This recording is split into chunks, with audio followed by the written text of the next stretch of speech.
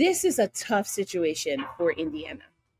You're trying to manage a young star that everyone sees promise in when it comes to her future and her legacy.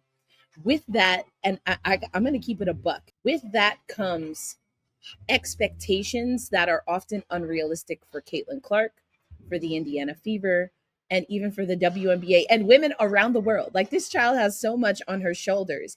And I hope this conversation can stay anchored in data, in what we know, and what the process is for recovery. Going back to Lauryn Hill, we're not looking for just the rookie album from Caitlin Right. Clark. Okay, we want we want to make sure she has an entire discography. That's Yeah, there right. you go, girl. That's right. Come on, like, let's go. We want to make sure that she's healthy. There is going to be a temptation here, especially if Indiana can kind of stick around in the standings, to bring her back because of all of the injuries that you mentioned. If anyone was to ask me, I would err on the side of thinking towards the future. You have so many key players out already. Sometimes you got to work with what you got. And if you don't have 100% Caitlin Clark, is it worth it to bring her back just to get a run?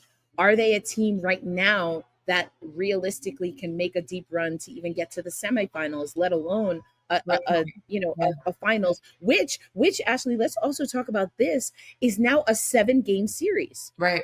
I think there's a lot to manage. I do not envy the situation that Stephanie White and the rest of the Indiana Fever are in. For me, it makes sense to remain more cautious and conservative I'm with you. with Caitlin Clark. If this was a team that wasn't plagued by injury and Caitlin was the only domino that fell and everybody else was completely healthy, I feel like we'd be having a different conversation. We'd say, all right, like, bring her back. But we're talking now about their third major injury, 4 if you're including Caitlin. It's just not enough bodies for a 7-game series, especially when you're going against teams that are fully healthy and fully loaded.